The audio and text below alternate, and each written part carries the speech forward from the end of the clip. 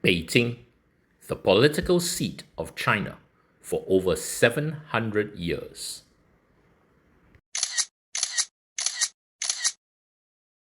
Join us on our 5-day journey through the world's greatest city for Imperial history.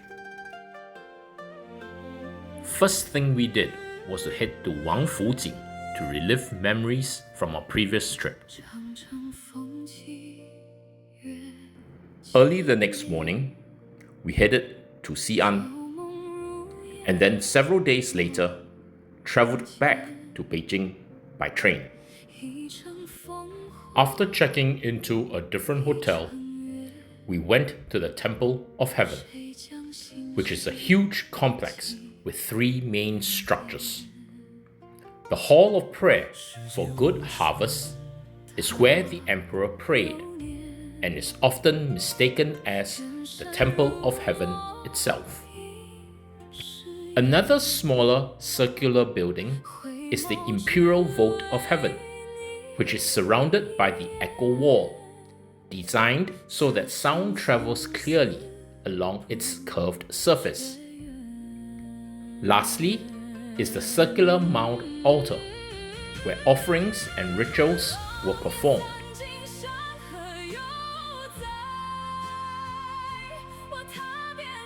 The Beijing Central Axis goes through Zhenyangmen's Arrow and Gate Towers to the Mao Zedong Mausoleum at Tiananmen Square. The square is flanked by the Great Hall of the People on one side and the National Museum of China on the other. The Tiananmen Gate is at the far end, with the national flag flying proudly before it.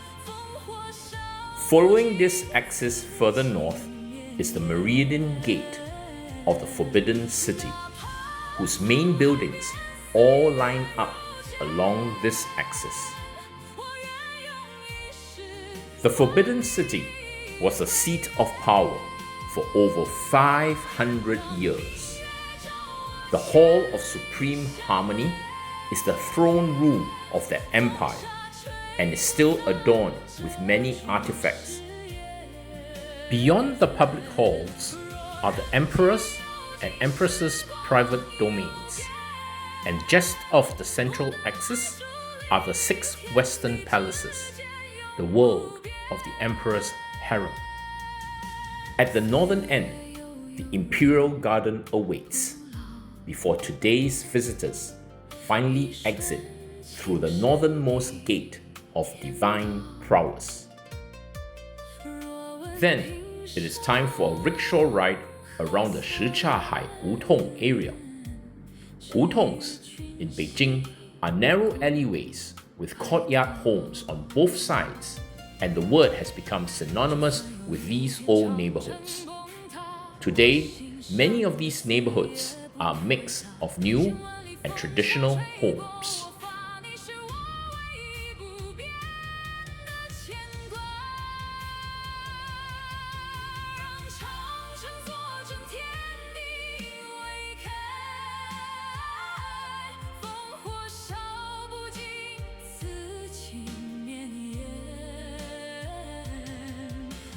Our first stop.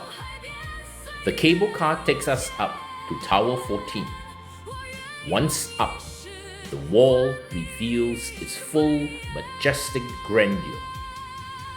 There are claims that Mao Zedong climbed the wall to Tower 20, and at that tower stands the Hero's Monument, so named after a line in his poem. But beware, the climb is arduous, with sections of thigh-high steps at some watchtowers. Our next stop. When the dam was built, part of this section of the wall became submerged. Unfortunately, the lake was frozen over when we visited, and we did not have enough time to access the submerged part on foot. Our last stop is the cemetery complex of the 13 emperors of the Ming Dynasty. But only Changling, Dingling, and Zhaoling are open to the public. Of these tombs, Changling is the largest and best preserved. Upon entry, visitors are greeted by the main ceremonial hall. Inside, there is a large statue of Emperor Zhu Di, but the items displayed are from Dingling.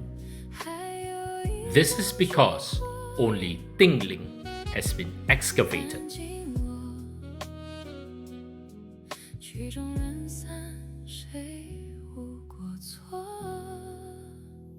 Today, visitors exit through the front tunnel, which leads them to the stone tablet of the Dingling tomb.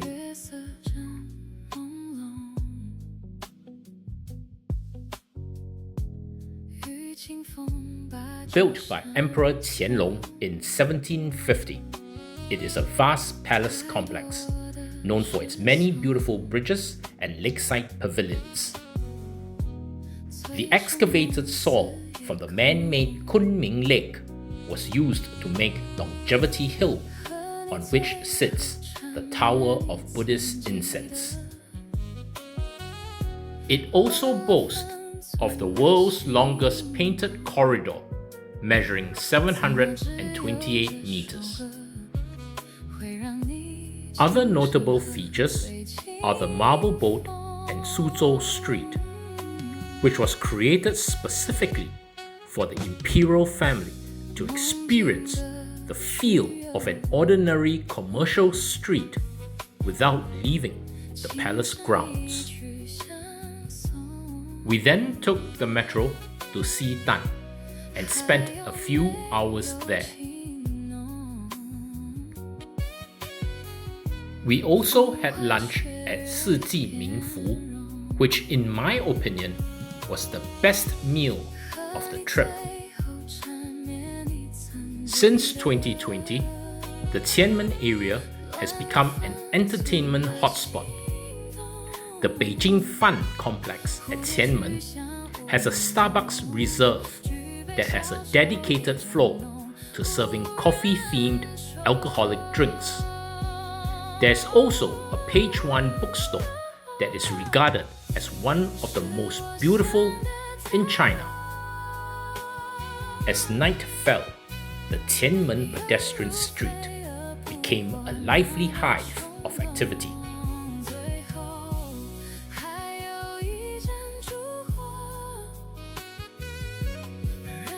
The museum holds the rich history of China, and it is amazing what artifacts it holds in its numerous halls. It also features a hall dedicated to items from Tiananmen Square during the founding ceremony presided over by Mao Zedong. During our visit, there was also a temporary exhibition from the ancient Shu civilization, which was a very special treat.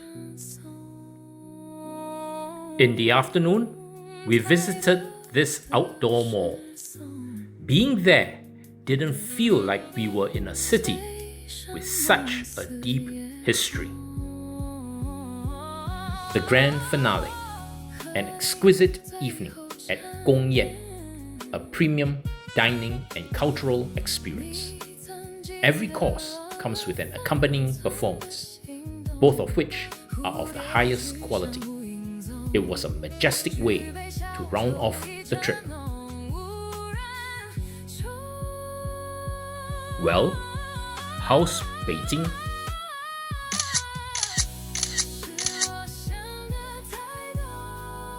Join us next time on another journey that inspires your imagination. For full deep dive memories of the Gongyan experience, food, hotels, and some of the sites, do check out their own dedicated videos.